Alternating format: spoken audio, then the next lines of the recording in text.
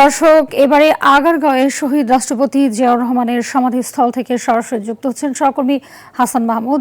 আমরা সরাসরি চলে যাচ্ছি তার কাছে। হাসান, জানাবেন যে বেগম জিয়ার কবরের প্রস্তুতি সম্পর্কে বিস্তারিত কি তথ্য রয়েছে আপনার কাছে? বেগম জিয়ার মৃত্যুর খবরের পরেই কিন্তু দলীয় নেতাকর্মী সহ সারা দেশের মানুষ কিন্তু শোক প্রকাশ করেছেন। ইতিমধ্যে শোক প্রকাশ করেছেন প্রধান উপদেষ্টা সহ সব স্তরের লোক এবং দেশি বিদেশি বিভিন্ন প্রধানমন্ত্রীরা শোক জানিয়েছেন।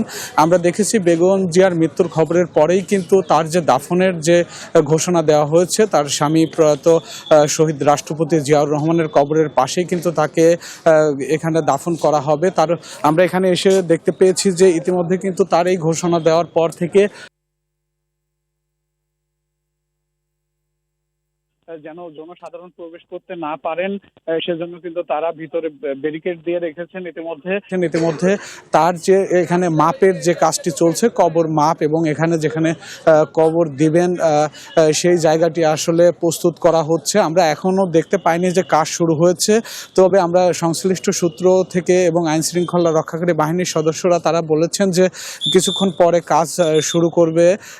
তারপরে কিন্তু তারা এখানে অবস্থান নিয়েছেন, এখানে সম্পূর্ণ ড্রোন ওড়ানো নিষেধ করেছেন।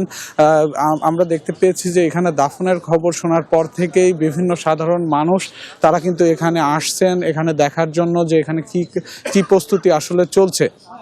তো আমরা এখন দেখতে পাচ্ছি যে শহীদ জিয়ার যে মাজার, সেখানে কিন্তু উৎসুক জনতা তারা কিন্তু এসে তারা এখানে ভিড় করছেন, তারা দেখার চেষ্টা করছেন তার এখানে যে দাফনের প্রস্তুতি কি হচ্ছে। আমরা জানি যে তিনি আজ সকালে মৃত্যুবরণ করার পরেই কিন্তু তার যে আনুষ্ঠানিকতার সকল কিছু কিন্তু ঘোষণা করা হয়েছে। তার জানাজা আগামীকাল মানিক মিয়া এভিনিউয়ে কিন্তু অনুষ্ঠিত হবে। তারপরে কিন্তু দাফন করা হবে শহীদ রাষ্ট্রপতি জিয়াউর রহমানের সমাধির ঠিক পাশেই।